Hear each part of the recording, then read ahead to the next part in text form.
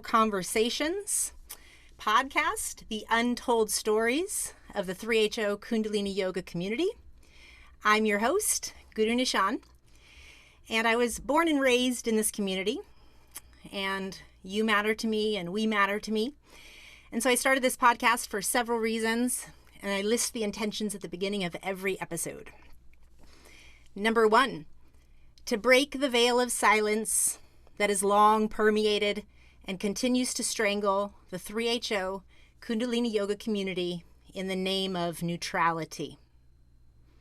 Number 2, to validate and help clarify the complex feelings of those who joined this lifestyle, were born and raised into it, and or who have practiced or taught Kundalini Yoga. Number 3, to encourage active listening to uncomfortable conversations from our community as a revolutionary act of self and collective healing. Number 4, to let survivors know that we see them, we believe them, we love them, and we will fight for their truth to be addressed. Number 5, to let teachers who are denying, gaslighting, or spiritually bypassing know that what they are doing is willfully ignorant and re-traumatizing victims. Number 6, to illuminate the inherent racism, homophobia, cultural misappropriation, and exploitation that perpetuates the teachings, 3HO lifestyle, and overall community ethos. Number 7, to stop the perpetuation of gaslighting and victim shaming by naming it for what it is. Number 8, to dismantle internalized shame, guilt, toxic positivity, and light-washing mentality. Number 9, to honor all of the parts of ourselves that have been forgotten or silenced. Number 10, to honor each and every body that has come through our community, both named and unnamed. Number 11, to encourage people to do their own research, to process their own emotions, to get somatic therapy and other therapy and support as needed, to draw your own conclusions, and to be critical thinkers rather than to just blindly follow anyone. Please remember that your story matters. Please share it when you're ready. We're here to listen and to support you. Today's episode is number 22. And I want to welcome today's guest, Ardas Khalsa, who lives in the Austin area of Texas. She took her first Kundalini Yoga class in Hamburg, Germany in 1981 when she was 21. She went back to the U.S. and moved into the Roswell ashram just north of Atlanta in 1982. In 1982-83 academic year, she attended the Association Montessori International in Atlanta to be a certified Montessori teacher, and her plan was to teach at one of the Khalsa Montessori schools, either in LA, Phoenix, or at Espanola. She went to that summer solstice in 1983 and instead was arranged to be married to Siri Bahadur in Dallas. The directors of the Dallas ashram sent a telegram to Solstice that year that they were leaving, and it was determined that Siri Bahadur would be the best choice to become the director of that ashram, and she was to marry him. She then took minister vows in 1984. Ardas and Siri Bahadur moved to Austin in 1990. In 1995, she completed a master's degree at the University of Texas, Austin, and has had a career in government service. During the 80s and 90s, she spent most of every summer attending Khalsa Women's Camp. She also took Kundalini Yoga. She also taught Kundalini Yoga until the mid-2000s. I want to welcome you to our episode today, Ardas.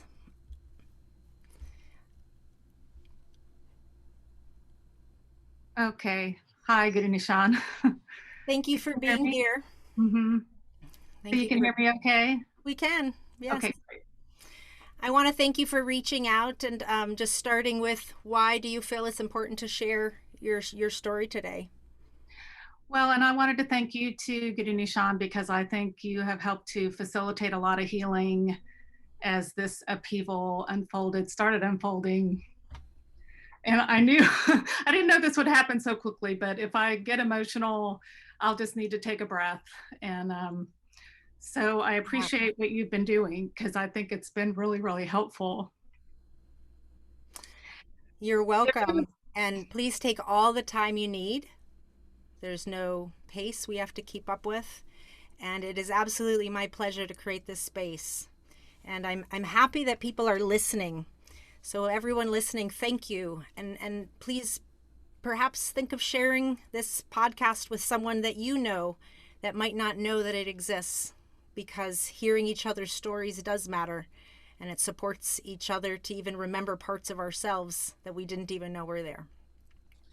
Yes, it feels kind of early to be doing this because, like my introduction, I do consider being in 3HO just until 2020. Even though I love a lot of people still that may still continue to consider themselves in the 3HO community, I do not I cannot really claim that at least at this point because there's too many disconnects for me to say that I want to be part of the community, the current way that the leadership is occurring. So that's why I said from 1981 to 2020, even though there's many people I love dearly. So let me pause right there and just say that what you're clarifying is that up until 2020, you really were still very much identifying within 3HO, Sikh Dharma. You were a minister within the organization, and these are all things that you could stand by. And since 2020, you have made a definitive stance that say that is not something that I can subscribe to based on what I've witnessed since the unfolding and the sharing of all the abuse stories and the tapestry that's starting to be. Is that what you're saying? Yes, thank you for clarifying. And I want to thank you because I didn't say that in your introduction, but I know you wrote that this was from 1981 to 2020. And what I heard in your introduction was that most of your life you've dedicated yourself to this path, and that this 2020 revelations really have broke your world wide open. yeah, it was like the rug was just taken out from under me.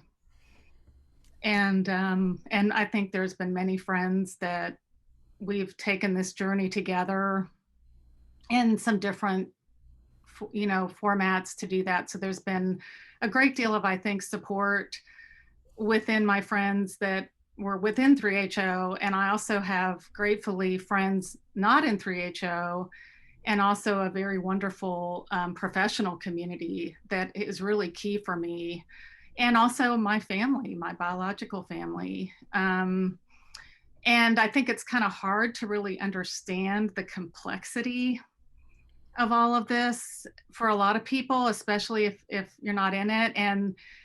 And to me, the way to describe it is I'm trying to untangle a lot of different things. Mm-hmm. And so I wanted to do this now, though, because for one thing, especially we're in a pandemic and none of us knows how long we might. I hope I will survive this. Um, and I can't help it, but I have to say, goodness, Sean, we were supposed to do this a few weeks ago during the big ice storm in Texas. That was just really a what a trip that was. And so anyway, thank you for your understanding there and rescheduling. But I wanted to go ahead and do this, and also really because I want to. There's one thing I'm very clear about, and that's the LGBTQ abuse that I knew even in the late 80s that I didn't agree. I'm going to call him Harbudgeon. Okay. I did not agree with Harbudgeon, but I did not speak truth to power. And when I started hearing, I did not know about the direct abuse. I heard lectures where Harbhajan disparaged LGBTQ persons, but I didn't connect with the direct abuse that I've heard on your podcasts, on other listening calls, that our young people were just abused significantly in very formative years and in their innocence. And that was just like midi pity. Midi pity, whether it was, I mean, I don't want to name a lot of names because I'm trying, but I mean, that was just like, I didn't know that, but part of me was like, how could I not have made a connection that if he's saying some things, that he's also actually doing direct abuse, but I didn't make that connection until I heard those direct stories. But even in the late 80s, I would hear things at women's camp and I would be like, what is he talking about? That doesn't make any sense to me. It doesn't match my values. And I think that's where I also, though, really feel like that I experienced programming at KWTC. And I'm still very early in figuring that out. And I've been reading a lot of books and I've been trying to, I'm, of course, a lot of people for a long time would say that 3HO was a cult, and I would say it wasn't. But I do really honestly feel like now that, yes, I was in a cult, a destructive cult. And I know that that's a loaded word. And this is an early part of this for me, but I think there is documentation in the transcripts of KWTC. I have hard copy transcripts. The transcripts that are online have been, I would consider to be sanitized. They've been, quote, edited for clarity, but I think they've been sanitized. And for anything that could now be considered disparaging to Harbhajan's legacy. And one thing too is that, and I mean, LGBTQ, I don't want to minimize what I now know and have learned and continue to learn about racism, about, of course, the horrific sexual abuse. That I don't want to minimize, but LGBTQ was something I was clear on earlier on. So I think it'll be easier for me to explain some things about that. And I do want to say too that Can I pause you before you go on? Can I pause you for a second? What I hear you saying is that in regards to LGBTQ, like, you can identify a place in you where you were awake and you were like, and you still didn't act. But you're also acknowledging that in regards to racism and all of the other levels of abuse that was taking place all around you, that you now know was taking place all around, you can't yet identify, that you can't meet it, but you know, you can acknowledge that it was happening and you didn't know it then, at least some part of you didn't. And now you can see that you didn't know, you weren't paying attention.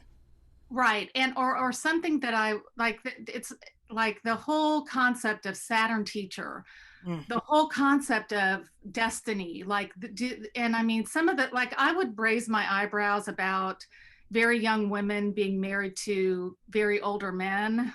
Yep, which happened a lot. And I would be like, oh, that seems kind of weird. But then, this teacher knows our destinies beyond. You know what I mean? I somehow had something that gave me a way maybe to not pay as much attention as now I wish I would have.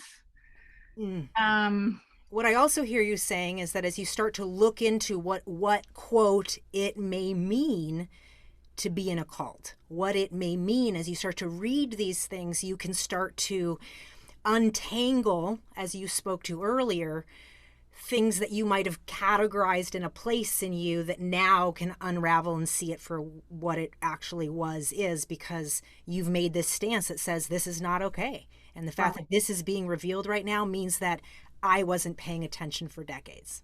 Right. Thank you. It's a very, very courageous place to stand there and just say, I'm willing to expose myself in this untangling. Well, I don't know how else we heal without being transparent. And I don't expect people to agree with me. I am one person with my own story. And whether or not somebody agrees with me or not, it's just for my own peace of mind.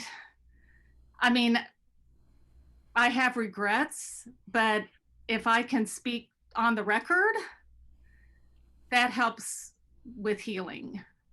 And I also hope too that, I mean, I have been very respectful of, especially with the second gen, next gen listening calls, they have asked that we not reach out. But as I tell some of my story, because I don't have children in the community, but there are so many children that I love and adore that are like in their 40s and 50s and 30s. And if anybody wants to talk to me that knew me, I would love to talk to any of the second gen, if next gen, but I want to respect that and not reach out to them, because that's what we were asked to do. And I want to say too, even though I don't consider myself in 3HO, I'm connected with the next gen listening calls. And I mean, the ones that are organized by Sahaj and Atma, I think, and maybe Satnam is the third person. So I'm still engaged with that process because I do want to advocate for reparations. What I hear you saying is that you're still very much a part of the community as the people called us, but you're making a definitive stance that I do not agree with the way the organization that I've identified with and lived my life by is handling what is very obvious a violation of so many levels that is being revealed, and to not address that properly is something that you're taking a stand against. Correct. I did write a 3-page letter when I did resign as a minister. When? I reached out initially at the end of 2020, but then they asked me to do a signed letter. So I actually didn't formally do that until 2021. Okay. And I outlined a lot of different things in that letter for my reasons for doing it. But I had another thought in relation to that I lost the thread of. But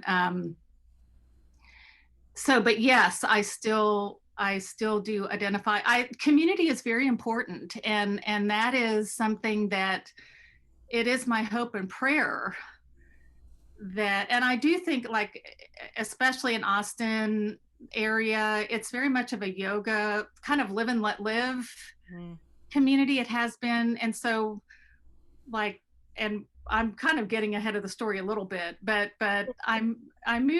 we moved to Austin in 1990 at the same time as Prabhu Prakash and Christ Singh, who live now in Portland, Oregon. And she told me I could use her name. Okay. Yeah. I'm not going to use a lot of names, but for those that I will, I've gotten their permission to do that. But Prabhu Prakash and I had a motto we went by called inspiration, not obligation. Because we were both ashram directors. They were in San Antonio, we were in Dallas, and we were already done with the whole hierarchy, and even in 1990. So we just decided we're just going to go by what we're inspired to do. So anyway, that's really beautiful. I do want you to tell us the story to context that, because what I know that to be is that from a local level, you were living an inspired life based on what you, quote, thought were the teachings. And now for all this to come to light makes you realize, wow, there's been a real double life thing going on. What have I actually been into, no matter what inspiration became for you? Yes, thank you. This is why it was good to do this, because you're so good at contextualizing. But yes, and I did want to say one more thing though, before kind of even giving more context. And that is, I want to put out there that at least one of the secretaries, and maybe two, I can't remember for sure, did tell me that Harbhajan changed his views on LGBTQ later in life. And this is before I knew of any of the direct abuse. And I wish I would have asked, well, did he ever reach out and apologize? Did he ever say any public statement that he changed his views? Because I don't know of any, but there may be something out there. But if that could be, if there is anything public that Harbhajan did actually change his views on LGBTQ, that would be something I would be interested in knowing about. Fair enough. I think that what I've observed is that if he changed his views, it was because it was in direct relation to how it could benefit him. And that could, I wouldn't disagree with that. And other than that, I think that he changed his views on lots of things as long as it benefited him. And I wouldn't disagree with that either. So anyway, in that note, you know, it's like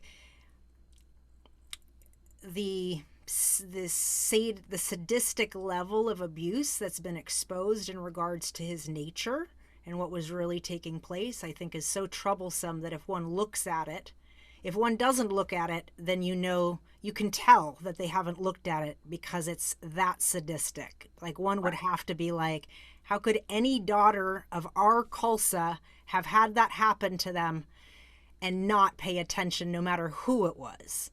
And you just automatically know, wow, okay, that person just hasn't looked at it. Right. And I hope that I try very hard in this to keep a humility about it, because I have certainly been humbled. So I just hope that there's a recognition that will help to facilitate a lot of healing, because even though Harbhajan has died, there are a lot of people that were maybe with him that are still here. That 100%. I also think that there's also that the predatory formula that he propagated continues.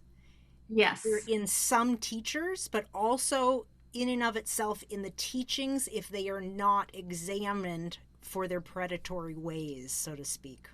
Agree. And so this is like, so like I said, I've been reading a lot, and I just want to really put a shout out for probably just one book in this and that is, early on I read a book by Michelle Goldberg called A Goddess Pose. Or not A Goddess Pose, The Goddess Pose. Michelle Goldberg is my favorite New York Times columnist. And a friend of mine told me about a book she wrote about Indra Devi a number of years ago, who was a really the first, from what I understand, female yoga teacher pretty much through the whole 20th century. And what that book gave me was the context for why I was so enamored with wanting a spiritual teacher. It doesn't mention Harbhajan Kundalini Yoga at all, but it gives a good historical context for, like, I will agree with one of your other interviewees in that Autobiography of a Yogi was a gateway drug for me. That was my Uncle Bonnie. Yes. And I have to say this, Money and I are the same age. Oh, wow. I confirmed that with him. And that was after your podcast. I realized, oh my gosh, I think we're the same age. And we are, even though we had very few years of overlap, because I didn't come on the scene until 1981. So anyway, yes, but that Michelle Goldberg's book was a great help for me to keep me from really just losing it over all this. So I just wanted to put a shout out for her and for writing that book, because it was very helpful. You're saying that book was helpful for you since finding out all this stuff in 2020. It's helped you kind of stabilize yourself. How could I get into a cult?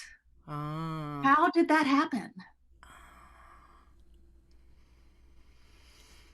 So as your world got cracked, that was the resounding question reverberating through you, was how did I end up in a cult and not know it all these years?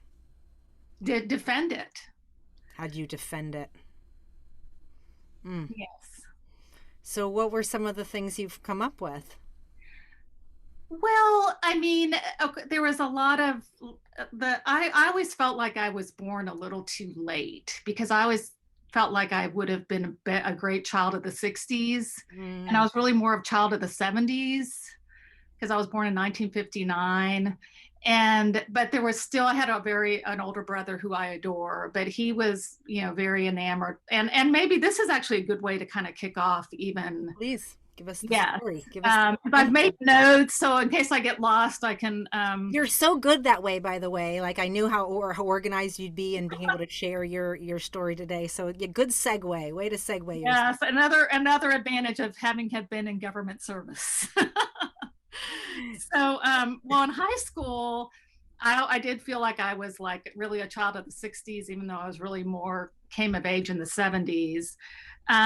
But in high school, actually, I read autobiography of a yogi, and I my older brother started doing transcendental meditation. So I decided I wanted to do that too. So I started TM when I was like 15 or 16, and I meditated all through high school and college. And actually in undergraduate school, and actually became a vegetarian in undergraduate school. So I was already kind of getting into a sort of Eastern philosophical mode. And of course, the Beatles were doing TM, and I mean, there was just the whole culture around the mysticism of the East. I was very drawn to. So I actually, when I was doing TM one time, I had a disassociative experience where I left my body and I couldn't figure out how to get back in. It probably lasted for maybe 10, maybe even 10 seconds, right? But to me, that was a signal that I needed to find something else, that TM had been useful, but there was something else out there that and after autobiography of a yogi, I was like, yeah, spiritual teacher is the way to go. So I was on the lookout for that, and actually went to some different things in college, um, and hadn't really found anything I resonated with until, like you said in the intro.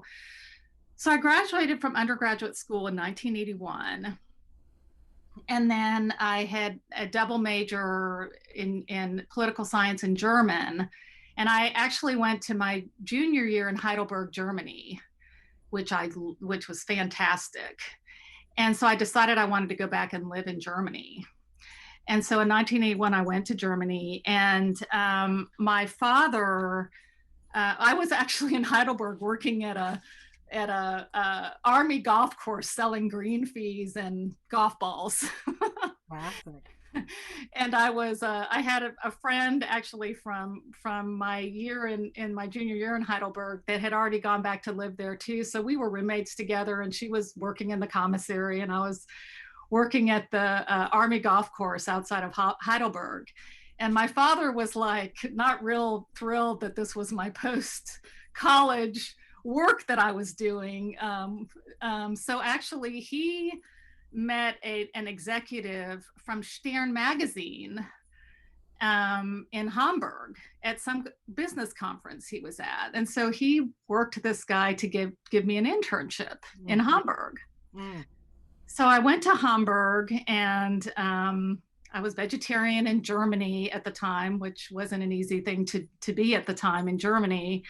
So I found that there was a Golden Temple vegetarian restaurant in Hamburg. Mm.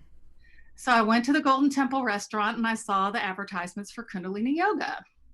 So I thought, okay, I'm going to give that a try. And so I went to my first Kundalini Yoga class, and it was Tut and Tutankar. Yeah. And yeah, and I tuned in, and I was hooked with the tune in. That was like, I'm there. So I would go to yoga class every night. I would walk from Stern magazine, go to yoga, do yoga twice a day. And then in the meantime, Stern magazine, this was, 1981. I was 21 years old. I was like living the life. Well, no, in Stern magazine, I was in over my head because it was like this total sexist environment. Ah, okay, that's And interesting. there's a whole, I mean, I'm not going to get too much into that because it's not as, but I mean, I just was like, what am I doing here? And there were many things. I mean, there were a couple of secretaries I Well, worked you're with. talking about advertisement, like if you're thinking about like Mad Men, right? Advertisement in the 80s, right? So totally. The juxtaposition is really interesting. Yeah. And there were two secretaries that really, in some ways, they were trying to protect me because I was so young and vulnerable and innocent. And at the time in Germany, I think the culture really was that there was a perspective of American women Okay. that that we could be easily taken advantage of, so Yeah. to speak. So they really did a lot to protect me in that environment. But I wasn't really, it just wasn't giving me really any professional grounding at all. Sure. So I came back to the U.S. and I had gone to undergraduate school in Rome, Georgia, and Northeast Georgia, and I had an old college roommate that lived in Atlanta. So I came back to Atlanta and I moved in with her. But I was enamored with Kundalini Yoga. And I knew from Germany that to just reach out to the Liftars. And so I did and connected with the Liftars and the Roswell ashram and started going to yoga classes. And they were very welcoming.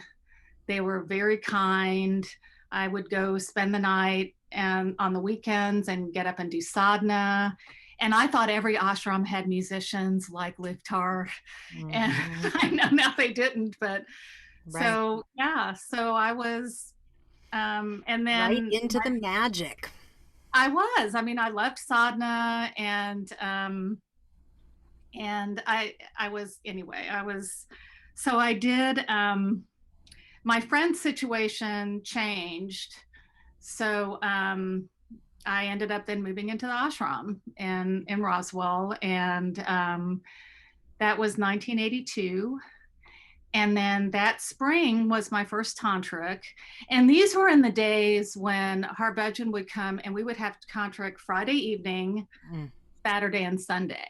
and those And are he stayed really at the ashram. And so we would do all the prep for him to come. So this was my first meeting with him. the big deal when he comes to the ashram, right? Where they clean out and the whole heads of the ashram move and then whole secretaries all move in. It's the scene. This is It's your the scene. first seeing of the scene. It was a scene for sure. And so okay, so and this is where I also might get a little bit emotional and may need to take a breath. So okay, so we're at tantric, and this is where you would get in lines and go up and see him in between at breaks, right, when he did tantric in person, Harbhajan. So that's where you could also get your spiritual names. And so that's when I got up in line during one of the breaks during tantric to get my spiritual name. And I also had a question. I had stopped having my period. I had dysmenorrhea. Mm. So I got my spiritual name, which I love. I still love the name Ardas. And when he gave me my name, he said, "You will either be the craziest lady on earth or a saint." So now it's like, of course I want to be a saint. Mm. So I think that is a hook, Mm. right? That's how I look at it now. Mm. In Otherwise, I'm going to be hindsight, crazy. right? In hindsight, it's like choose this or that. And if he can read the destiny, then of course I'm going to do everything in my whole being to be a saint. And if he's painted the pathway of what it means to be a saint, then I'll do all of that. Is that what you mean? Yes. Maybe not quite as dramatic, but The inner voice is what I meant. yeah. So, yeah. I mean, I don't know that I put that much thought into it, but it was like, it was a hook, Yeah. in my opinion, now. Mm. And so I asked him about dysmenorrhea, and he said, "We'll have an appointment." First, he said, "Come to a party with us." Hmm. But then one of the secretaries said, "No, no, no, she should see you at the ashram." Mm. So I thought, I want to go to the party. but it was okay. I had an appointment at the ashram. So then, so I'm there in the evening in the living room, and there's maybe a dozen people there to get appointments. And one by one, he would talk to people, and some people he would be like cursing them, like every curse word in the book. And then other people he would be like, you are the most beautiful, soul, or you know what I mean? I'm not giving the exact words. I understand. And as people had these interactions with him, they would be leaving one by one. And so I was the last person there. And there were also a couple of other men in the room besides Harbhajan. Harbhajan gets up and leaves and goes back to his room that was off of the living room. And somebody says to him, are you still going to see Ardas? And he's like, yeah, I'll be back. So he goes back, comes back out with his hair down in his kacheras and an undershirt that's like a muscle shirt. Whoa. And even while he's gone, one of the men that's in the room looks at me and says, smile.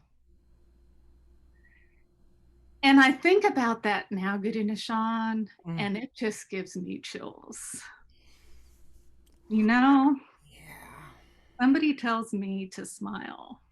But it was before he came back with no clothes on. Yeah. I mean, he wasn't naked, but I understand. But this is my first meeting with him. And I'm here to find out why I have dysmenorrhea. So then he sits down and there's still two men in the room and me, and that's it, from what I remember. You mentioned how you feel, like you think about that now, knowing what you know, but at the time when he came out in Kachera, you had been told to smile. Like what was going on in you then? Do you recall, or was it just blank a little? Well, remember too, this is on the heels of tantric, right? Okay, good point. So we've been meditating, and this tantric, this was my first tantric. One of the exercises was doing 31 minutes of chair pose when you are with your partner. Ugh. Like this, and in chair pose for 31 minutes. Oh my God. And I did it. My partner sat down. Wow. I did it. Wow. So I think I was first tantric, hard tantric. You're on the float. I mean, you had come from Germany, and then you were at the ashram, and then this is your first tantra. So this is your first interaction. Of course, you're just smile. Yeah, you'll smile. He comes out. Oh my gosh. Okay, keep going.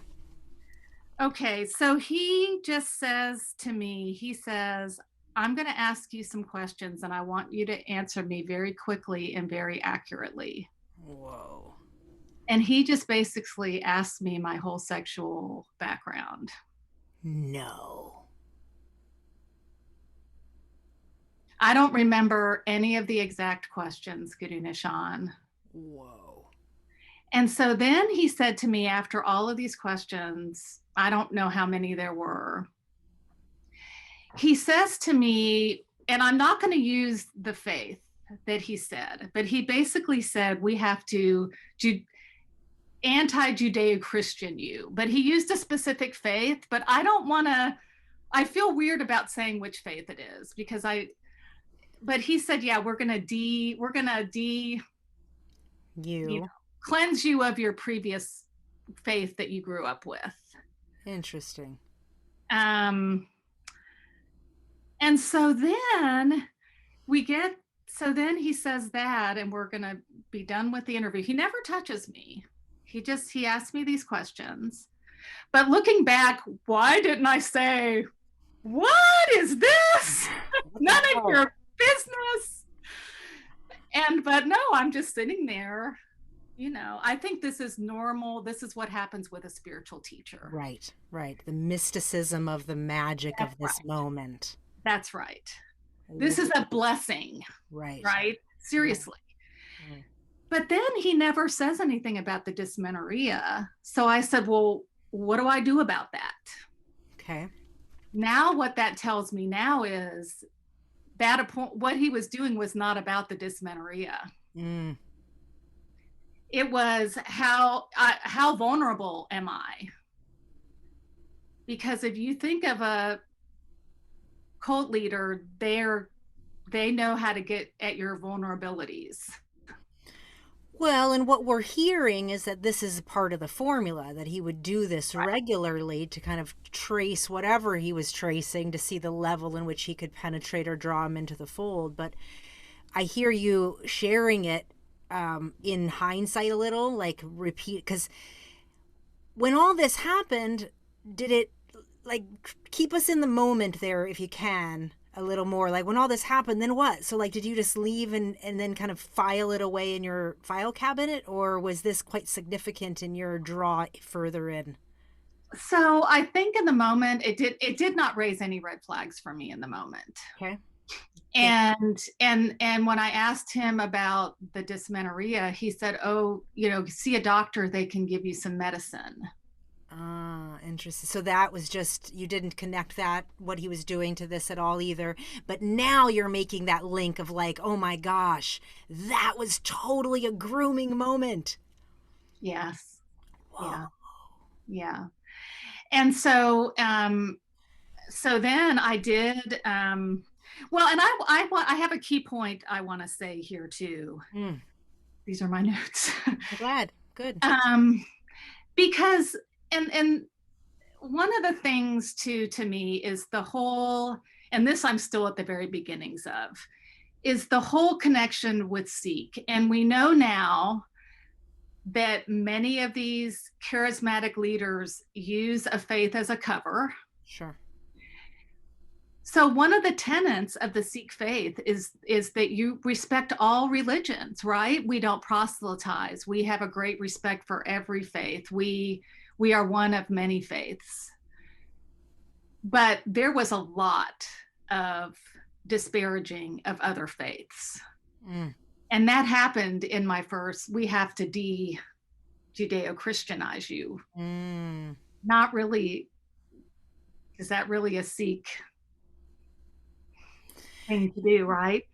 Yeah, much less a ton of the other judgments and the way that the amount of judgmentalness we did really have that was spawned within the community. As a Sikh minister within 3HO, within, this organization, did that dawn on you? Did that show up for you at all early on in your awareness? Like you never thought about that, you just thought that it's not really doing the same thing as what other religions do to us?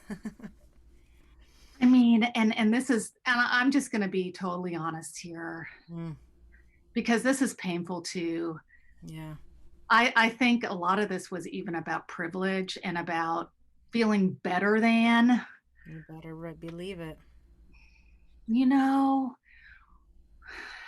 White I feel like we were, privilege, spiritual superiority, white privilege yes, all over the place. yes, yeah. From And that's the been a white Sikhs painful, to the Punjabi Sikhs, from right. our knowledge to the rest of humanity. Like there's And layers we know of the real back. way to do a non-sib and the whole thing, right? Oh, it's You just know, but I didn't. I mean, the one thing though, this was later on, it made me crazy that we were, even like later on, that we were not, we could not do rounds around the guru with gay couples. mm, The policy was you could marry a gay couple, and this was later, but you couldn't do the rounds around the guru though, because that would be, and I'm not going to get the initials right. You would think by now I would know it because of the Sikh authority in Punjab. Apparently, it would run afoul of that if as Sikh Dharma International ministers, we would do the full blown, rounds around the guru for a marriage. But mm. I thought that was BS. That wasn't okay. That was the one thing before I resigned that I, was like, that's wrong. You absolutely knew that prior, before all this got exposed, is what you mean. Yes. And then all this getting exposed has allowed you to like really pierce more levels of Right. things you haven't been willing to see, so to speak, or even feel inside yourself. That's right. Yeah. That's why I love your intention of discovering the parts of ourselves that we haven't been. Yeah. So there's Yeah, been a lot of that for and me. I want to just point out that it's going back to what your original point was the extent of brainwashing that was taking place at KWTC, and how the women were trained to go there each and every year, much less all the other levels of very sophisticated levels of brainwashing that are all infused into lots of levels of teachings in terms of subliminals and also Right. lifestyle habits and lifestyle practices that was disconnecting us from our own bodies. Right. Even though separately these slices or fragments of truth might have validity because they're traced back to real sources, but in this combination and amalgamation, it's actually a design that we're seeing as a predatory practice to disconnect us from ourselves so that we're not critically thinking, so that we're not feeling our own Right. emotions, so we're not feeling our needs and wants. So we don't know how to ask for it. And so we learn how to, kind of hide out in silence, thinking it's our own karma and our own soul's problem.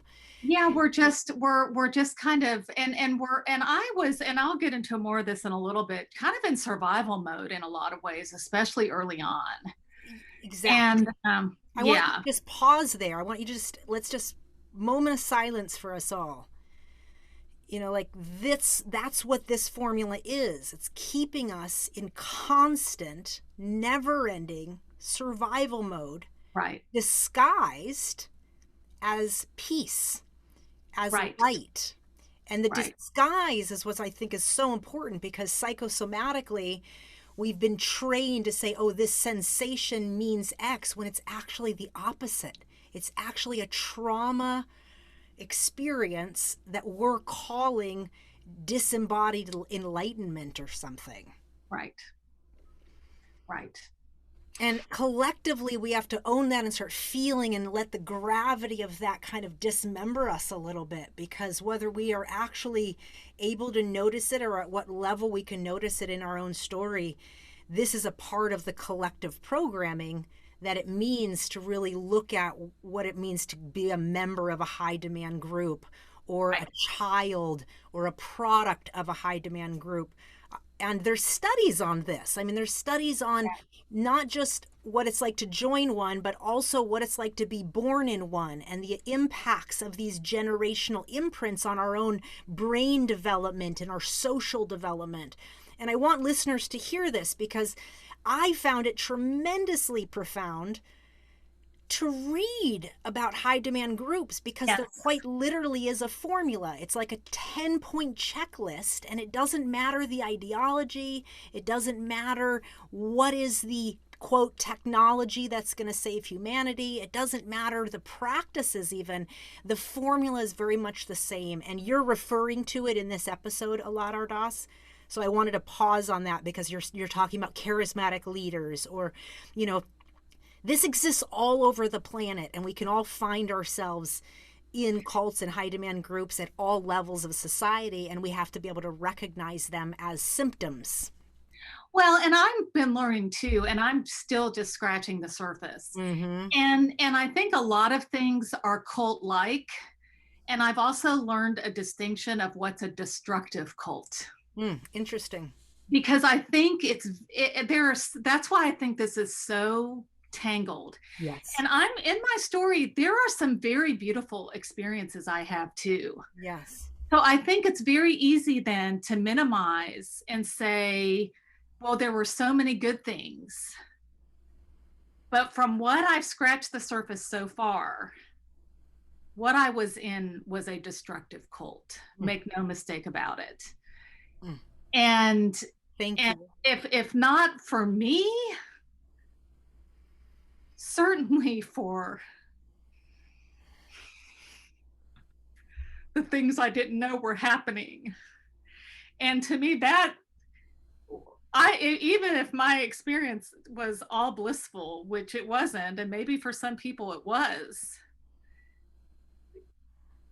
this has got to be brought out into the light, the truth. That's right. And it's, so many things are just not okay by any stretch, regardless of how much good there might have been. That's exactly right. It doesn't balance. It doesn't balance. And it's sickening to me to think, because Guru Nishan, what I felt like was like all those times at women's camp that we would go touch his feet, regardless if I was never touched sexually by him. You use the word ethos. I was part of what was that ethos that laid the culture of those really horrific things to be happening. That's right. I was part of the cover, is what I feel like.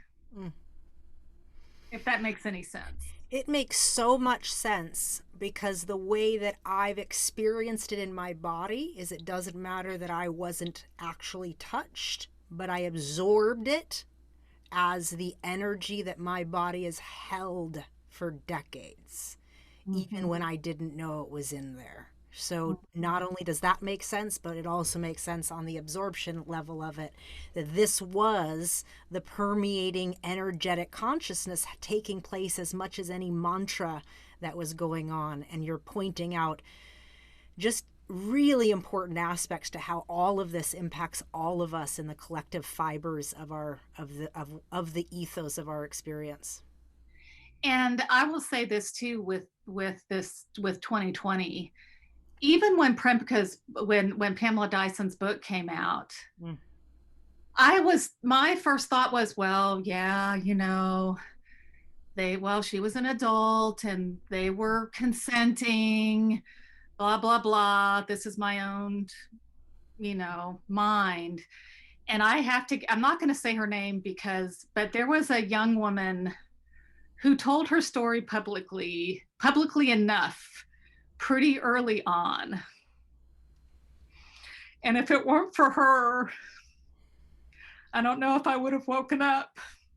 Wow. And I know you probably know who she is. And one of the women there was one of the young women of our community that talked about when she had come back from India she was molested by when she was a teenager.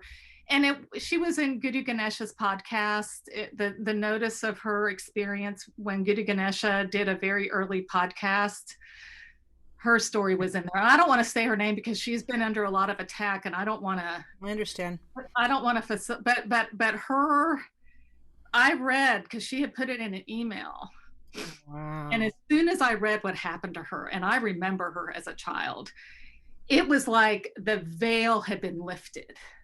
It was like the floodgates opened. Wow. And we were having these spiritual sister Zoom calls in the Austin community at the time. And one of my friends said the word programming in one of these very intimate, we had like 10 or 12 people. We were just trying to oh my God, what is this? And one of my friends said programming. And it didn't even occur to me until she said it, was like, that's what happened to me. And it didn't, and so, but it didn't take long then where it was like the house of cards just went voomp. Whoa. So, but I just am eternally grateful to this young woman for being so courageous to say what happened to her, because that's what. Thank you. Thank you for your voice and for reading, being willing to read and listen, because it's so courageous for people to speak out and for us to hold them, Yeah, but I knew it was true as soon everything she said, and I knew without a doubt that she was telling the truth. And that was before the Olive Branch report and the whole thing. And not that the Olive Branch report, that's all. Everybody's voice in this is critical. And that was another, definitely, Okay, so back, because I know I was determined not to be a super long interview, but You're funny. anyway, so I'm going to go back then to 1982. Absolutely. So you come out of this, right? So you're out of that first tantric, that first meeting with Yogi Bhajan. I go through my Montessori teacher training Yep, and because you have the this next year. plan that you're going to go ahead and be a Montessori teacher and go move to one of these great ashrams that have good schools. Because Right. Phoenix was known for their Khalsa school, and LA had it. So Yeah. I'm just pointing it out to listeners that if you've heard in a lot of the episodes, there's Golden Temple restaurants in different cities around the world, and there's Khalsa schools. So like there's real reasons people are kind of migrating into these communities at these different 8 stages. But go ahead. Yes. So I well, and even before that Montessori school though, in 1982, so after tantric, I actually went to my first solstice, and then also was a children's camp guide in Oh. 1982. And I loved my first solstice. I loved my time with 6 weeks with my kids. They were 6. And I see some of them at solstice. And again, any of these kids, if they ever want to talk, I'm here. But then I go in 1982 and 83 academic year and do my Montessori teacher training. And I lived in the ashram, and we were packed in like sardines.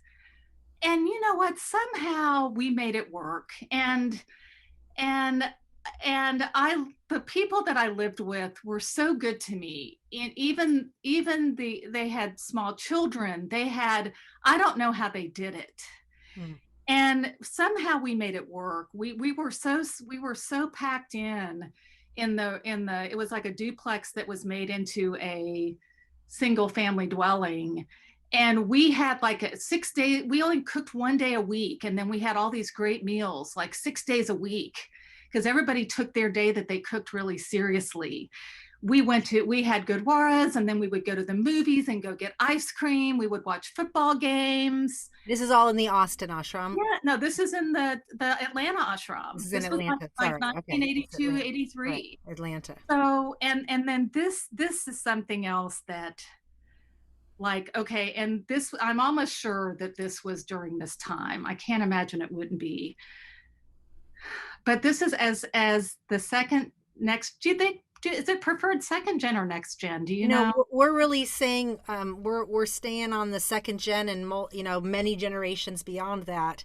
The next gen we're feeling is confusing because there's a whole group of yoga population people that are feeling Oh, like they kind of represent like this next generation. But anyway, what I do know is that the organizational reconciliation committee is calling the children of our dharma the next gen, so that's what's adding the you mean confusion. you mean the second gen? The second they're Yeah. called no they're calling the kids of our dharma the next gen. Oh, the kids of the dharma, they are calling the next gen. Yeah, so that's making it all confusing, but anyways, let's not go there. Stay with your story. Well, but this is part of, though, because when what during that 1983 to 83, probably in the fall of 1982, Mm. two of the children in the Atlanta ashram were going to India for the first time. Oh, And though everybody went down, we all went down to the airport to see them off. right, it was a big thing, it was quite a It was a big celebration. thing. And these, I don't know if they were 7 or 8, and they were bright, shine. I can still see their faces. Mm. And we were all there to see them off. They were the healers, the heroes, givers, and saints. And they were like, I just think about this now, right? Mm. And they get on the plane, and their moms sit down and just start bawling. Oh. They hold it together until their children are on the plane. So these moms loved their children Mm.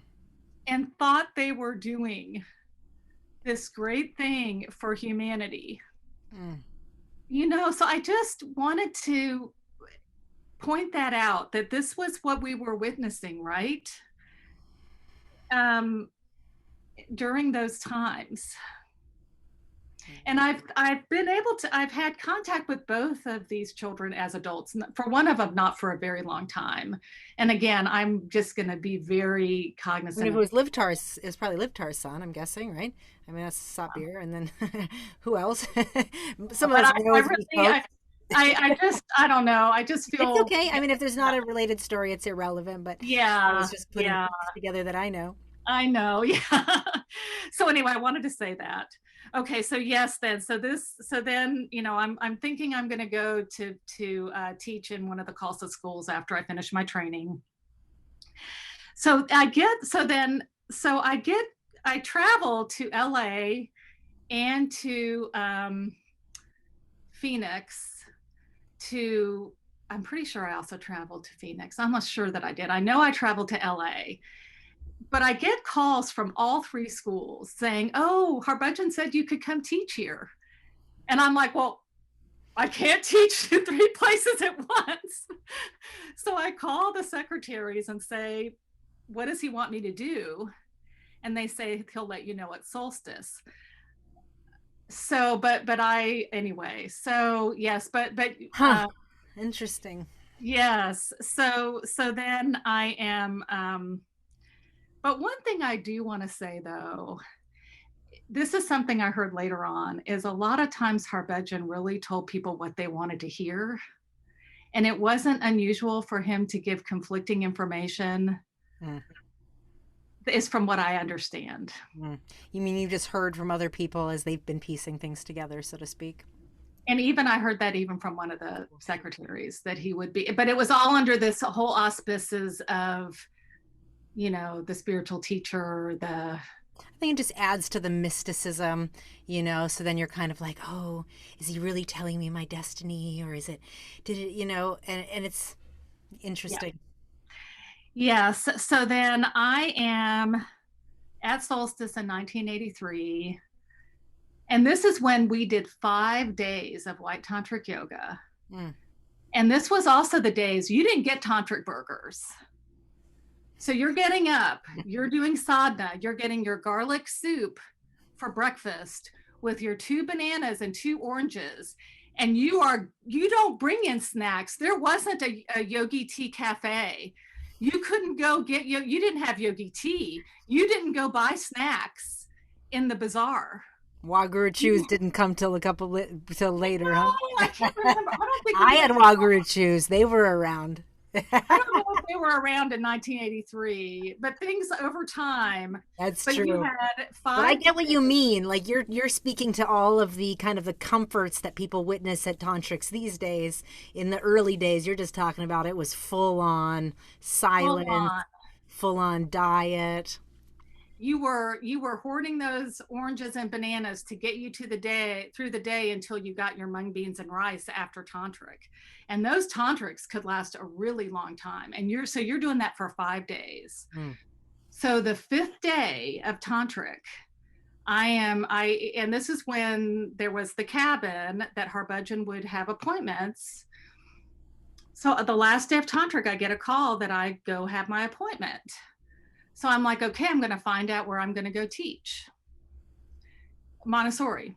Mm-hmm. And so I'm sitting on the steps of the cabin, and then Liftar comes up to me and says, "There's been a change in plan." Interesting. And he said, he didn't say Harbhajan, but he said, he wants you to get married. So I'm like, I am like out of my body, Guru Nishan, right? After 5 days of tantric, Mm, after, you know what I mean? It's like, totally. but I've already decided, this is how I've already been conditioned. I already decided I wanted an arranged marriage. I did not know. I never asked. I didn't think I was ready for that. I was 23. But even in my mind, I thought when the time came, I trusted Harbhajan more than I did myself. Mm, mm. I lost my critical thinking. Flag in that because I Yeah. think this is a recurring theme that Yes. we actually didn't have self. What we Right. identified as self actually was him in taking place, our place. He said he didn't initiate students. But on the other hand, so many of us were taking Amrit, giving our heads to the guru. And in some ways, at least for me, I can only speak from my own experience. He was kind of a surrogate for that, right? I'm giving my head over to this greater good. Well, there was an earlier episode that I think Hanuman had said it, talking about how what the chant, what people were really chanting to, wasn't the guru, it was chanting to him. You know, that he had actually created this like synergistic kind of, and just in the, whatever the psychosomatic disconnect of that is, it's just a really interesting thing when it comes to whatever level of brainwashing that is, you know? To me, this is the entanglement. Exactly. And so I go and meet my potential husband, Siri Bahadur. Wow. And he's with Sadhu, who was in Houston at the time. So Saib Singh and Carr, who were in Dallas, I ended up meeting Saib Carr, but I never did meet Saib Singh, I don't think. But they had sent telegrams, or they sent a telegram to Solstice to say they were leaving. Like leaving the path. Leaving, yeah, we're out of here. Right? So they're in crisis control, basically, behind the scenes, but you don't know. Right. Okay. So between, I guess, discussions with Sadhu, I would assume, because this is when there were still regional directors, right? And Sadhu, I don't think was a Mukhya Singh Sahib. I think he was a Singh Sahib, and he left, if not in the 80s, in the early 90s. But he was sort of, I guess, anyway. So he, I guess, was with Siri Bahadur to figure out who then, because it was decided he needed to be married. Siri Bahadur should be married if he was, well, Siri Bahadur was going to be the ashram director then. And then to take on that role, he needed to have a wife, right? Correct. They preferred them to be married, I guess, is what the story was told to me. I don't know exactly how it ended up that I got connected with Siri Bahadur. Maybe Sadhu might have known Livtar.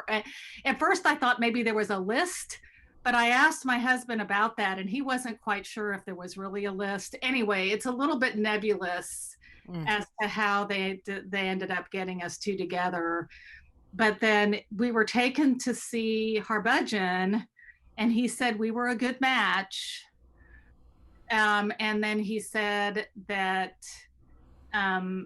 they were asking, well, when should they get married? Should they get married in Houston or Atlanta or Dallas or whatever, something like that. And this was Friday evening. And he said, no, Sunday. Wow. So this was like 36 hours later that he said we should get married. So Siri Bahadur and I said, okay. Wow. And I still think I was not in my body. I actually don't think I ate, or even though we were just done with tantric, right? And everybody was going to Matilda's and everywhere else. I couldn't eat, I don't think, even until a day or two after I got married. But I wasn't scared at all. But I think I was just not in my body, you know? And I also just want to point out that just like the narrative you've shared really makes so much sense, because it's just like the mysticism of like life and the community, and then also what you shared about like this kind of original thing he said, you'll either be happy or not or whatever, right? That one thing. All of this kind of weaves this tale of even the leaving you not sure what location you're going to go teach, and then so you're already open to anything, like, you know, it's states of openness almost, right? States of non-groundedness, right? As if this is opening to all of like whatever my destiny is, when reality is it's leaving you exposed to his whim of where he wanted you to go or something. And this was already way part of the culture, right? Exactly. I mean, this is normal. I had already heard about so many different arranged marriages, and this was, I mean, I actually felt pretty special. Yes. That, oh my gosh, I don't have to wait to get married. I can get married right away. And I'm You know what I pointing that mean? out so importantly because you weren't scared because this is normal. In Right, fact, not only is it normal, a part of you's looking forward to the day when you get this too. right, Yeah. right. So yes. So Interesting. then, and I had already planned to stay for women's camp that summer. Mm, My father actually paid for me to go to KWTC mm. because I had asked Harbudgeon if I should be a guide at children's camp again or if I should go to women's camp. And he said, if you could go to women's camp, go to women's camp. So my dad paid for me to go. And this isn't, this is interesting because I sort of, my dad wasn't like, one of the things he said to me when I first got into this was like, well, how are you going to get a job if you wear pajamas all day? But then over time, I think because I didn't need my father's approval anymore, I sort of put Harbudgeon in his place. My dad and I actually ended up being very at peace with each other by the end of his life and just had this great love for each other. And I don't know, honestly, if that would have happened had I not had this other father figure in Harbudgeon that I could let go of my need for my own father's approval. It's just this like Like weird, you transferred that need, you're saying. yeah. Well, So because I mean, without, that's this longing to belong, right? This yeah, longing to fit in, yeah. be So there accepted. was no, so I didn't have anything separating my father and me from just having this connection with each other over the years, which was just a very beautiful thing to have. And I'm grateful to have that. So anyway, it was just this, but he paid for me to go to women's camp because I wanted to go. And so I was at women's camp for 6 weeks after I got married. Mm. I forgot what my husband looked like by the end of the 6 weeks. We wrote each other every day. So that's how we got to know each other. Wow. And so then I went to Dallas after to be with this man, and he and I just started figuring each other out And to be the directors of the ashram, and to be the directors of the which is ashram. also significant. So there are two other men besides my husband that were there at first in the Dallas ashram, this big house in old East Dallas. Mm. And it was a money pit. And this is when survival mode really starts. Mm. So I have to tell you this story. This is an example because people wonder, like, how could we not have known some other things that were happening? That's what I was going to ask real quick. Who was the other directors that left that you didn't know? Saib Singh and Saib So Kar. you never met them. You never heard why they had left. At I this don't know why time, they you didn't left, know. but Saib Kar did reach out to me and just welcomed me, and she helped me to like. I was though shell shocked, right? I am like, I didn't even think of questions to ask her. She was telling me like where to go to the natural food store and just about the neighborhood. She gave me some recipes. This Mm. is what I remember. So I don't know why they left.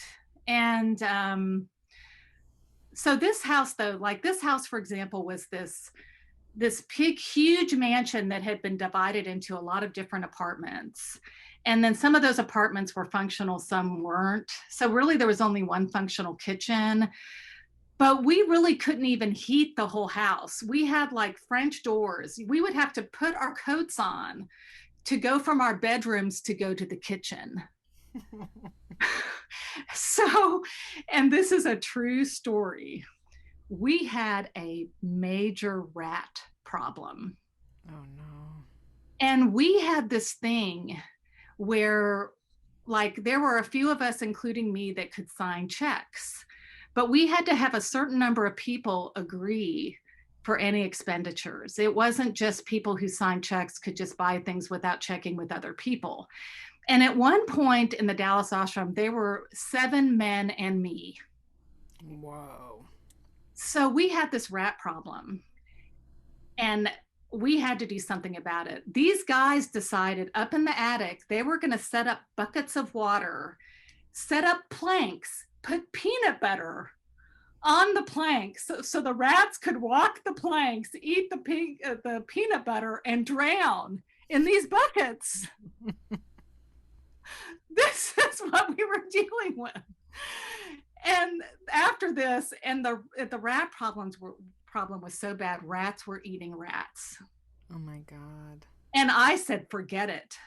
I said, I don't care who approves this. I called an exterminator company and said, what can I do? They said, we have this poison called vengeance. And I said, how soon can you get here? And they came and we put out poison and we got rid of the rats. So you're saying nobody wanted to use poison because they wanted to... I think it was more like this fun fantasy, honestly. These guys were like, oh, another true story. I just can't help myself.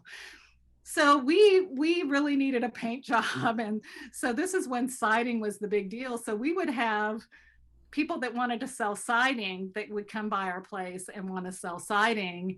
And one of the men at the time was a wheeler dealer. And so he somehow, in order for us to get a bid, got 2 sets of knives just to get a bid for getting siding that we had no way of buying siding. And these guys literally set up on the shed in the backyard a way for them to throw knives at this shed. So it was just... I see. I mean, it was just wild and crazy. This is how the community was growing, eh? Yes. But I will say this, though. We also had some really fun times. We had this guy, such a cool guy. His first name was Michael. And there was one of the men that had a lot of money that was living with us for a time that set up an attic room that had this really cool, like, wooden floor and set up his own space up there. We used to have sock hops up there with a strobe light, and we'd invite yoga students to come, and this guy Michael would be a DJ, and we would have sock hops up in the attic. So it wasn't all bad. What I'm hearing too is also kind of like as an ashram location, so people would start practicing, say, Kundalini yoga, and then kind of go to solstice and maybe do a tantric, and then want to come and do sadhana regularly and maybe live in the ashram, and kind of this energy of how the gathering took place, and that each ashram represented, for lack of a better word, they brought their crew to the solstice, and you went there. How many people from our ashram could we get to solstice this year? Like that kind of stuff. I don't ever remember feeling any pressure around that.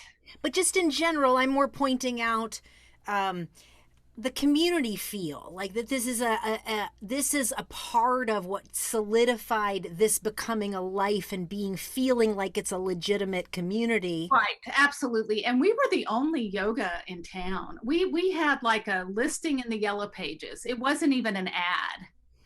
And we had a sign out front. Our yoga classes were full all the time. We were like the only yoga in town for a long time. And we had lots of really full classes, and we would have people come spend the night and do sadhana.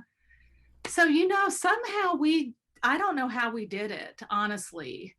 So, but we had this whole thing going. So there were crazy things that were happening, but there were also really beautiful things happening at the same time. Sure. Mm-hmm. Exactly. Thank you for painting the picture. So in the meantime too, I had 2 work experiences in Dallas, and the first one was very important. I worked for a podiatrist, a foot doctor, and he had 2 offices, and one was in a predominantly gay area of Dallas called Turtle Creek. And so I was working there when AIDS was emerging. Because these gay men would come in and have Kaposi sarcoma on their feet.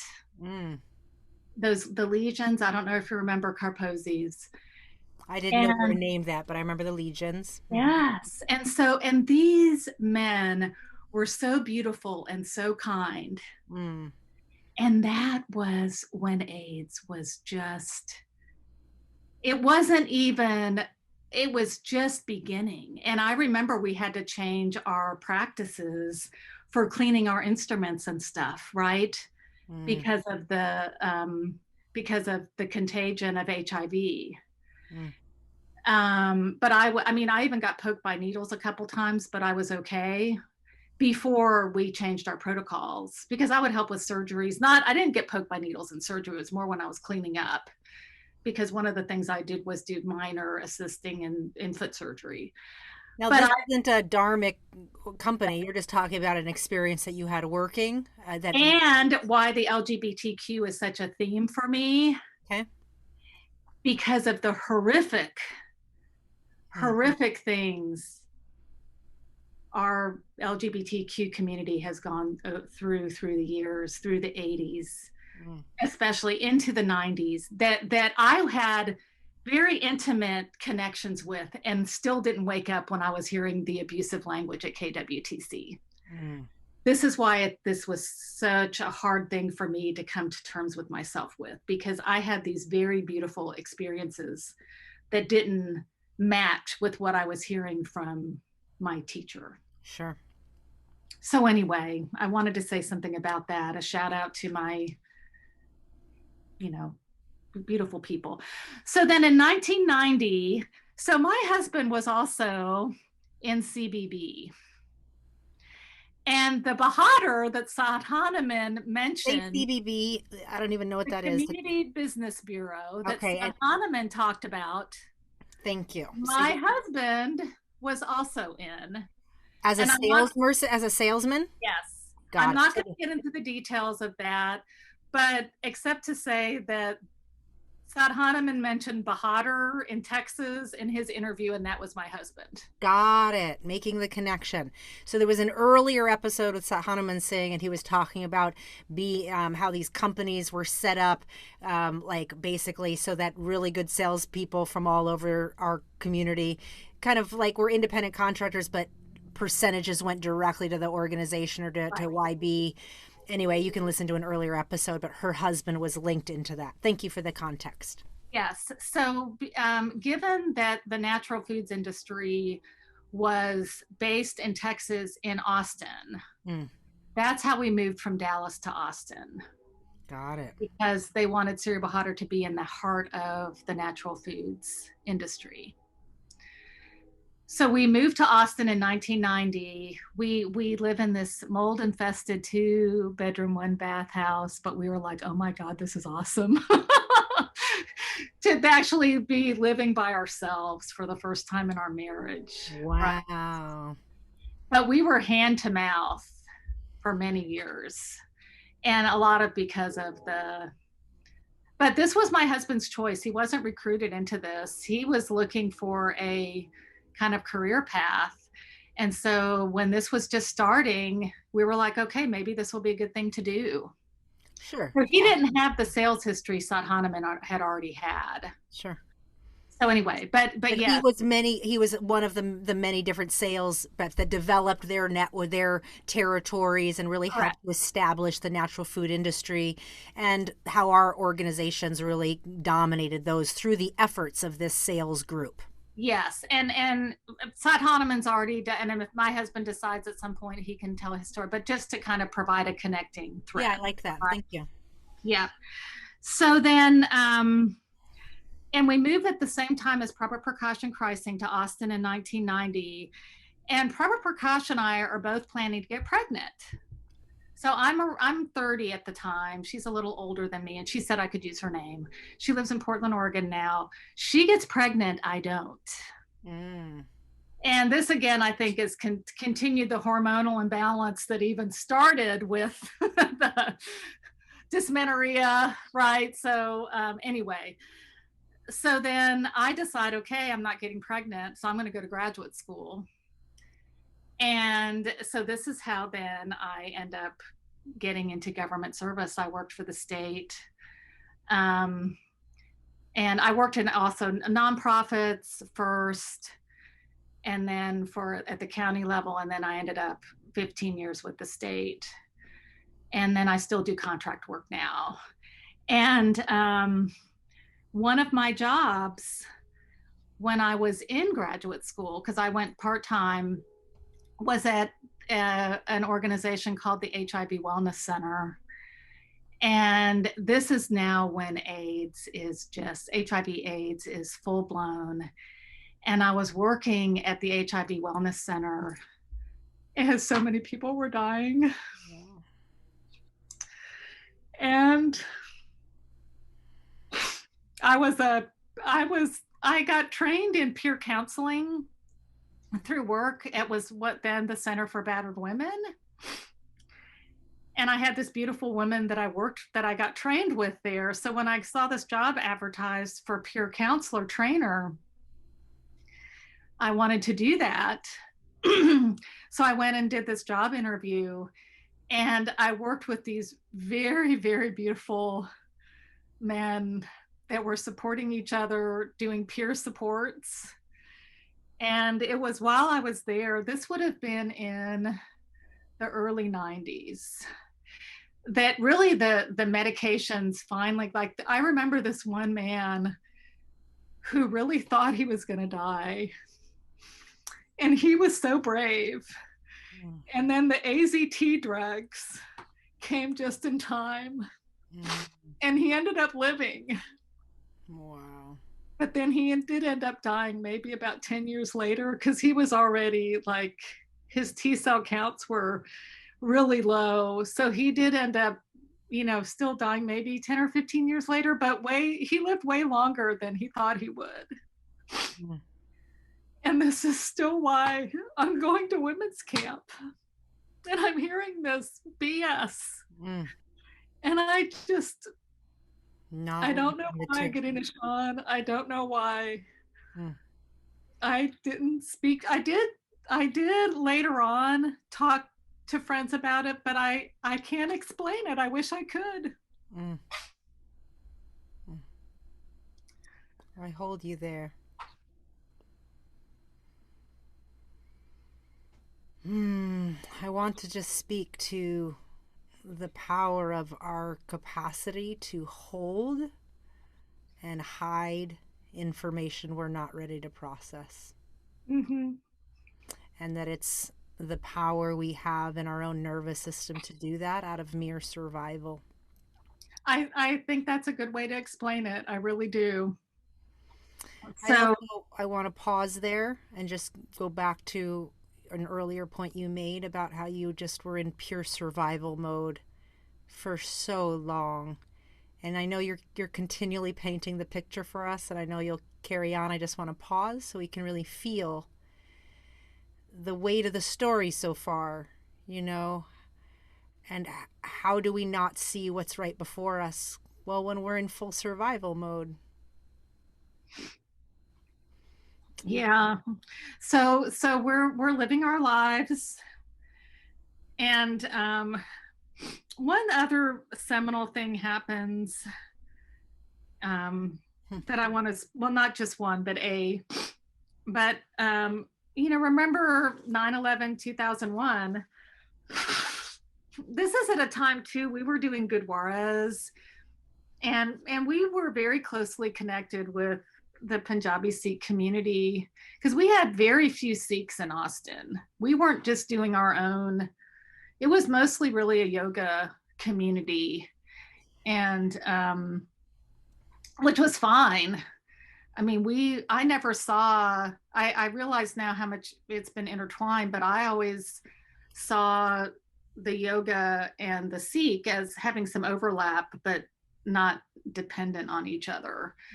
So we were doing Gurdwaras regularly. And on 9/11, right after 9/11, we had some of our Punjabi community that were being harassed. And we did this really beautiful compat at our house. And one of the things, because of COVID, I have not been able to do is I haven't been connected with the Punjabi Sikh community for a long time, because I ended up with really, really, really horrible perimenopause, which brought me to my knees. And I just basically, again, survival mode, right? I just couldn't do anything except go to work and come home for years. So I just stopped everything then. And so I lost a lot of connections with the Punjabi Sikh community because I wasn't going to Gurdwaras anymore. I wasn't really, and that was really why at the time. But I want to reconnect with them because I'm really curious. I don't know what they're going to be thinking of all this if they know about it. And I want, because I do think appropriation occurred, and just to kind of see, I think Yeah, I mean, not only has it occurred, it's occurred on a very complex amount of layers and levels, yes, and full on exploitation in so many ways. right. What I want to ask, if you don't mind, is you had mentioned, I forget what you called it, and I know it wasn't endometriosis, it was what what was the Dysmenorrhea. dysmenorrhea. Did you ever end up getting that checked out and figure out with your health, or did you end up just kind of like going the yogic path and never looked at that? Well, actually, what ended up happening was I went to a doctor, and he in Atlanta at Harbudgeon's direction, and he was like, the doctor was like, why are you even worried about this? It seems like this is something you should be happy about. And no, there's no medication for you. And I'm like, Why would you be happy about it? I mean, I guess this was a male doctor that thought maybe having a period would be like this Oh, really great thing for a woman, not to have to experience a oh, period every so month. you weren't getting your period. I wasn't. That's what dysmenorrhea is. It's Got when you it. stop having a period. I see. So this is so you weren't getting your period, and then never, and then the doctor's like, "How great," and then never addressed No, it. I And it was followed up. I okay. followed up with the secretaries to say, okay, I did what Harbudgeon said. So they actually hooked me up with Dr. Saram, Okay. and he actually did end up giving me like this whole regimen of supplements and diet. And then But was it I because you had mentioned at some point, this is what I'm trying to connect. You had mentioned something about having your hormones out of balance. So So I got my period back, but I do think though that I think that's also though why I couldn't get pregnant. this is why I'm creating the thread, because Mhm. I feel like also what's being illuminated is the dysregulation of diet, the overstimulation, the uncertainty, like a part of all the things that your life is painting out. Also, what we're so hearing from yoga students in their bodies too is the dysregulation that creates in our bodies, which can create hormonal imbalances. Now, you might have had a state of imbalance, and then your life hasn't supported to correct it, even Yeah, though we and thought we I were living. also Yeah, yes, and I also think that I was trying to kind of go an all natural route of things, sure. and maybe, and it's funny when Siri Bahadur and I weren't getting pregnant, we would we would be like, well, are you okay? Are you okay? And we're both like, yeah, we're kind of okay to not have children. So we Oh. didn't have that real longing that a lot of people have. And you didn't go to the doctor to start figuring out what's going on. Exactly. You didn't go do testing. And Exactly. this is a good point, because within the culture of our community, on some levels, even going that medical route was shunned, it wasn't looked at, and not to say that it wasn't always that way. I'm just, as an ethos or an Right. energy, it seems like it's along that route. Right. I agree. Yeah. I mean, like the whole thing of being sort of in this hyper vigilant. I Yes. mean, I felt so much shame my whole adult life, Mm. especially as I started working more. I could not do sadhana and work full time. It was impossible. But I always felt that I was like this piss poor, Sikh student, that I wasn't able to do that. Mm. And and again, I'm hesitant to name names because different people have, but there was one person who people come in to do workshops, and different people at different times, some of the teachers that came through and everything ended up being very helpful on some things. And I remember somebody, when I was like feeling like, should I quit my job because I can't work and do sadhana? So I thought maybe I should quit my job. And somebody encouraged me not to do that, which I'm very grateful now, right?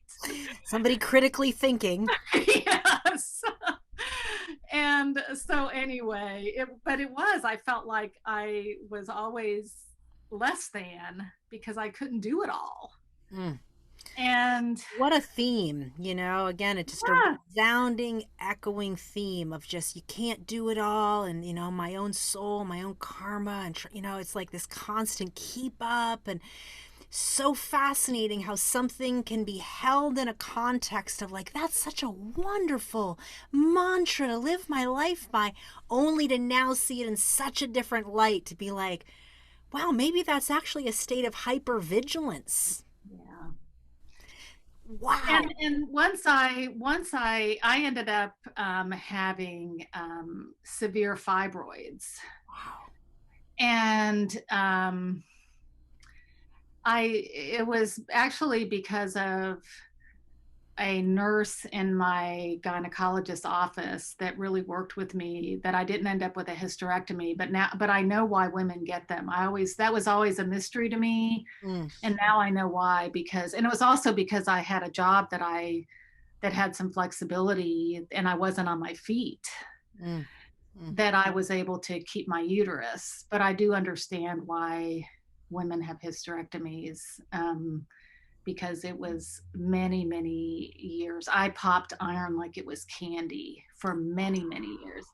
But I do think the diet thing is a big deal. And the shame around if Right. you ever, I mean, and there's a reason why there was another name for 3HO, healthy, happy, and hypoglycemic. Oh, Did you wow. ever hear I've that? never heard that, but Oh, that was like, oh yeah, that was a common. So, and wow. also because at KWTC, one of the big deals is like when we would get treats and everything. And of course, Harbudgeon loved treats, right? He loved his treats. So, anyway, Child, I never understood. I was like, I remember from a child's point of view, I was like, why is he drinking diet soda from the podium and we're not allowed to have soda ever? Like, yeah, that makes no sense. Anyone else noticing? But these things just were so normal. And then the parodies, exactly. kids like me would leave and they would even do whole YouTube parodies on things that just didn't make sense. And like the adults just would get offended by these parodies instead of pay attention to the fact that no, they're actually like real, true incongruencies in plain sight, folks. Yep. So, yeah, that was, I mean, and okay, so I have another key point here in my LGBTQ theme. One of my friends, and I can't say her name, she asked me not to, but she said it was okay as long as I didn't say her name. Sure. She was arranged to a man that Harbudgeon knew was gay, and he didn't, but it wasn't disclosed to her. Oh. Ugh. And even before the events of this year, he came out. And once that happened, and she told me, and she finally figured out why things in her marriage never seemed to really click. Mm. Duh. Hello. And it's like, I think though the whole concept around spiritual teacher and destiny, and I think that there were others that happened with too. Lots of others. A long history of it. So I just was like, I just the emotional cruelty and physical health risk of that. That's right. Psychological, Yeah. emotional, sexual, physical. So the only thing worse than knowing all of this, Mm. Gudinishan, is not knowing it now and having a chance. Yeah. So that's and then the other thing too, that when the lawsuits, so after Harbudgeon died, and all these lawsuits and everything started happening, I really started disconnecting a lot from the broader community. And just really, and plus, I'm going through this horrible perimenopause, so there's not much I can do anyway physically during that time.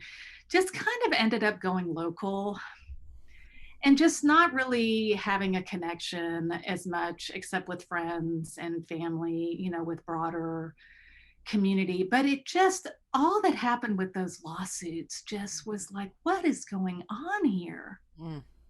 There was so much that just was like, what?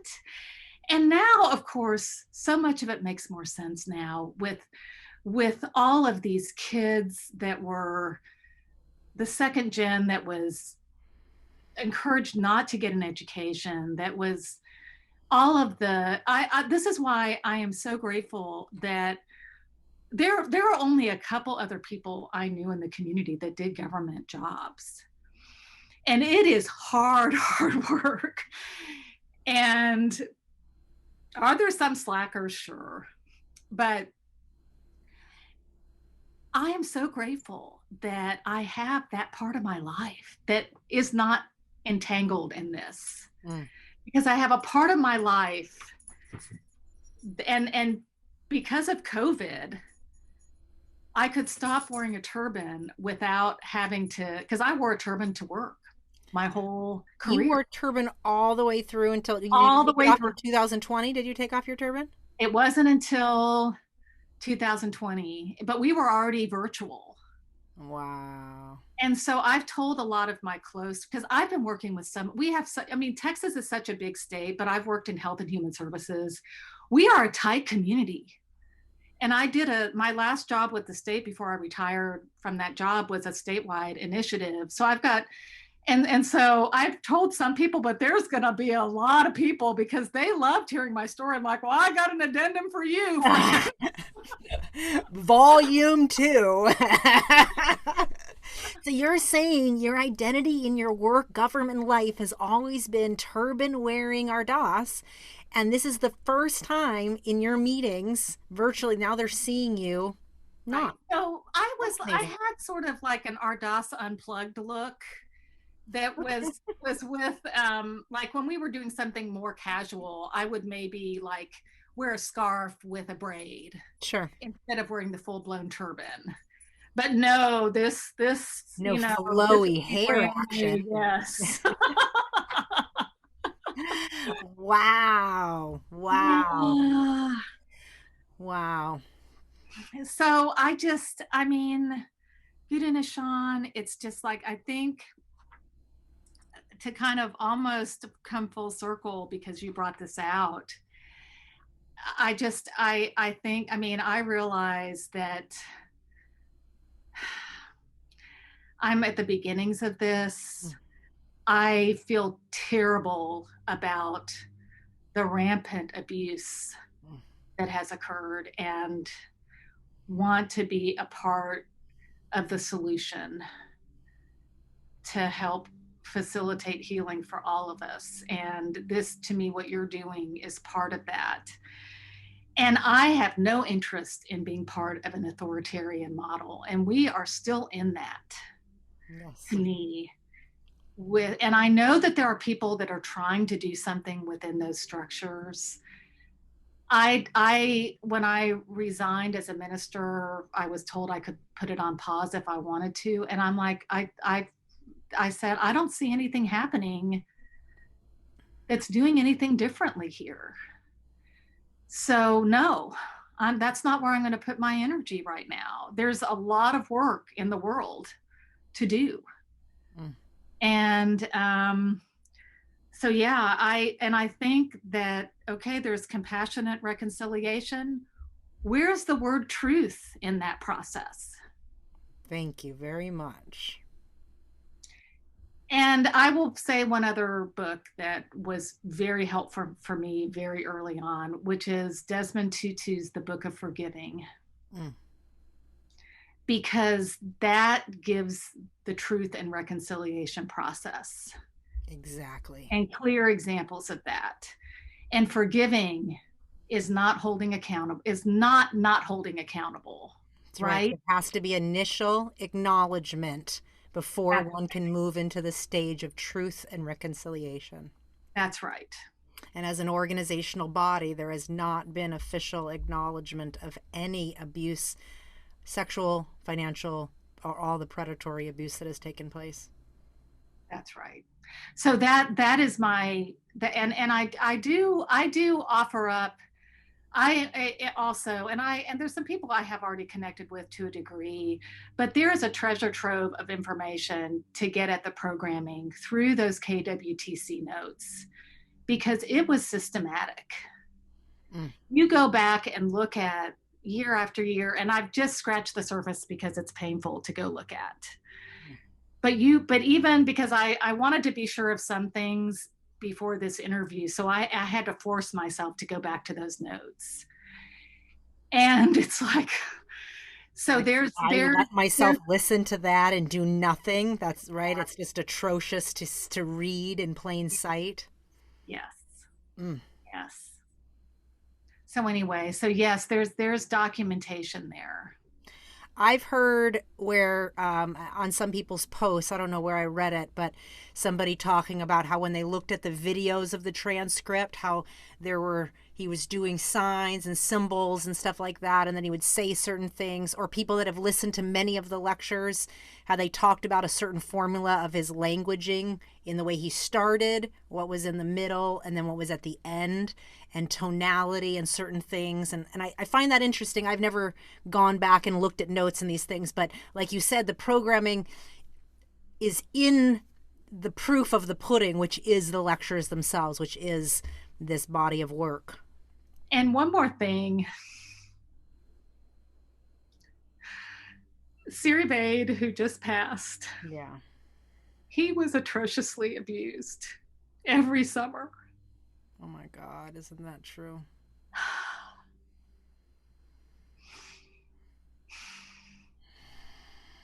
And his is not my story to tell. And that's why it's like everybody deserves their story. That's right. And it was my observation that he was abused from my perspective. But I don't know what he feels about it. So I want to honor his memory, that his story is his story. But that was my observation. And the labor of his life being Yes. spent recording and documenting everything that is now known as the body of work of our organization in KRI. And let us remember him today in love. Yes. And remember his daughters. Yes. And yeah, all of the effort he did so selflessly. Thank you for putting that so beautifully, Nishan. Thank you.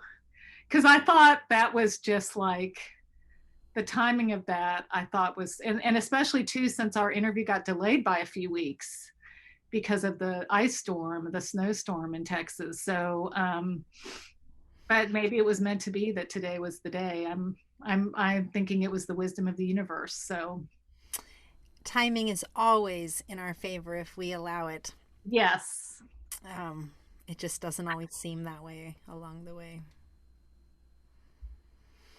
You are so courageous to share in this place, and I want to say thank you for letting us witness you in the great unravel and the great untangle here. Well, thank you, because thank you for offering a forum of healing. Yeah, absolutely. You're welcome. And all listeners, it's such a beautiful reminder to just know that what we remember along the way is enough, and trusting that what is supposed to reveal itself will come, but really letting ourselves be seen and heard and witnessed at the stage we're in is so invaluable and can offer a new lens into ourselves and to each other. I know your story did that for a lot of listeners today. Well, I mean, I appreciate it, and I think our conversations will continue as a community, whether or not they are in these public forums or as our support circles continue. And and we start to ask the questions and break the silent code and start to speak about the shame that I've held so arduously all by myself, while you may be holding that amount of shame or more. And this is how we start unraveling it, by saying, wow, this isn't mine to hold. It's not yours to hold. This happened around and among all of us. That's right. That's right. I want to parallel that the amount of shame I found in my body over the last 2 decades before all this got revealed was astounding to me. I did not comprehend it. And I know that if I wasn't being guided by my own inner soul to start looking at it and approach my body in a different way and start looking at some of the sexual shame I didn't know I was harboring, I would have health problems that I know would have debilitated me along the way. And it's profound to witness this level of opening, because it gives us a chance to say, what has been happening? Like, I didn't know I had PTSD. I wouldn't have called this hypervigilance. I thought this was like enlightened state of Kundalini energy or something. Yeah, and that's, I mean, it is, I'm with you. And a shout out, and I'm not going to say her name right, Zaminia, is that how you say her name? Oh, Jimena. Yes. Because after her Yes. interview, I read Women Who Run with the Wolves. Highly recommend that one too. Rewilding. Yes. So paying all that forward in these things that are helping us, I think is yours is also a great venue for that. And one more thing, I can't help it. Diana Rose. Yes. I found when I was looking at my notes, the shaman conversation that she brought out in her interview. I found it in the notes. Wow. The one at KWTC. Yes. Wow. So I was like, wow. So shout out to her too, because I think.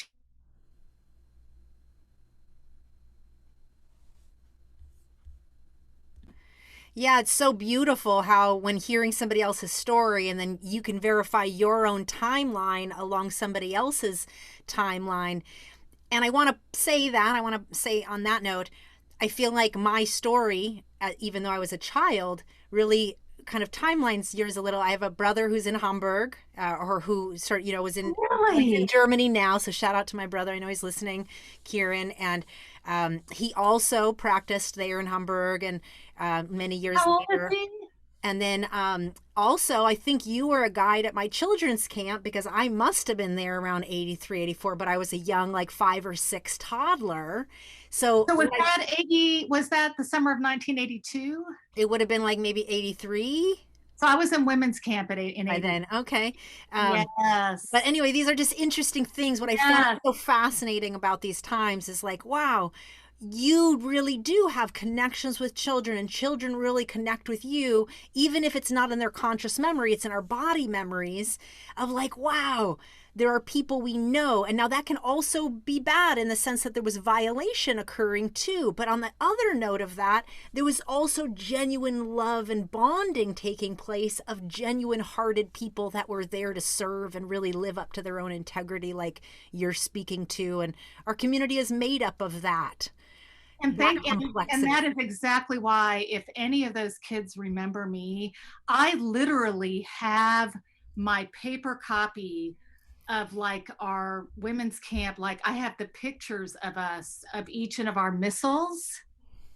Wow. I still have that. So I remember the shields we made. And yes. And if kids. And also, my sister-in-law came out of the Austin ashram.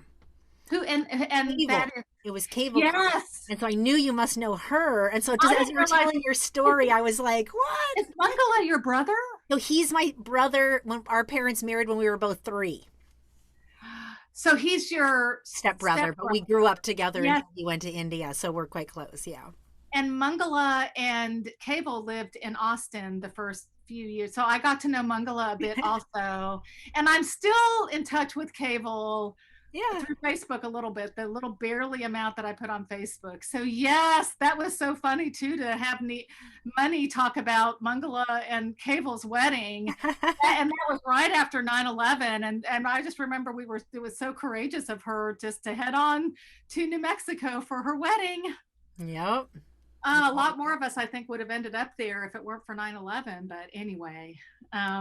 Yeah, and again, I just want to point out, because you brought up Jimena, and then, Cable's an example, but other yoga students that have come into the fold over the decades, there's a mystical kind of like, specialness to the way that these historical stories were told, or the way the ashrams were formed, and Right. in the early years, and we all camped out, and there were rats, and I'm pointing that out now because in the marketing machine that I witnessed over the last number of years before all this really blew open here, is that yoga students literally would do that. It was like, start wearing white, change their name, want to move into an ashram, go into an experience, have this kind of like la la land energy, which is no different than what you were just painting of your experience through the 80s and 90s. And yet that formula of let's paint the la la land of how special this amazing spiritual teacher was, and how he's now embodied through these amazing teachers that are carrying on the golden. And again, I'm not trying to be cynical, listeners. I'm pointing this out, that this is actually how it's passed on through Right. the teacher training network right now in present day. Right. This is not a mystical, expansive illumination done by me. It's actually what we're bearing witness to, and it's not ending just because we're having these conversations. We have to bring these conversations into more spaces so that it can't just be a machine that swoops people up into the light-washed world of saying everything's so wonderful, when really our community has a lot of wonderful things that we created, and a lot of sadistic, abusive things that what we thought was a spiritual teacher was actually a master manipulator, and has brought forth a lot for us to untangle in our collective lived experience. I absolutely agree. Thank you. I appreciate how well you do to kind of make those connections and those summaries. So with all the things that you have been connecting over all of these interviews. And my hope is that, especially around KWTC, that may facilitate further conversations there, because there's a lot there. You are speaking the truth. And I just love how you're really pointing that out, and you're making it a place of your inquiry, and a place that you're diving more into. And hopefully listeners that have their notes can kind of spawn new creative tapestries to let us all see more clearly through this hazy place. Yes, thank you. Thank you. Thank you, Guruna Sean. It's been so good. It's been so good. I want to just ask, before you introduce your song, is there anything lastly that you just feel on your heart that you want to make sure you share to wrap things up here? Because you really gave us a lens into, wow, up until 2020, the end of it, where you put in your resignation as a Sikh Dharma minister, and you've taken off your turban, you've made a definitive line in the sand that says, I know what I stand for, and now that I know what has taken place all this time, I can't stand in that same place. Yes, I didn't know better then, but I know better now. Beautiful. And I think I'm grateful that I work part-time, so I have a lot of time to study things and learn more and heal, and also be there for other people who are also trying to do that as well. So I'm grateful for all of that, and as we continue this journey. And yes, my song. Tell us why you chose Bohemian Rhapsody. So one of the things that we were told, at least I was told when I first got into 3HO, was sort of the dangers of rock music. And I had this awesome record collection that I gave away to a college roommate who was so thrilled to take on my Grateful Dead albums, and I had a great collection. So I kind of missed the Queen era that was going on in the 80s. I can't remember when Freddie Mercury died. I can't remember what year it was. But I certainly know, but everybody knows the song, I think, Bohemian Rhapsody, that has any connection with popular music. And of course, I saw the beautiful movie about Freddie Mercury, and I felt like it was like my life in relation to LGBTQ lived out through what he contended with. And he said about Bohemian Rhapsody, he was asked, I read, that what does it mean? And he said it can mean whatever anybody wants it to mean. So it reflects to me how all of our stories are part of this story that can maybe turn into a beautiful song. And just shout out to Freddie Mercury with the beautiful example that he gave in his life, for talk about what having to deal with tons of challenges. And so that's my reason for my song. Thank you. Thank you for that beautiful share. And let us listen.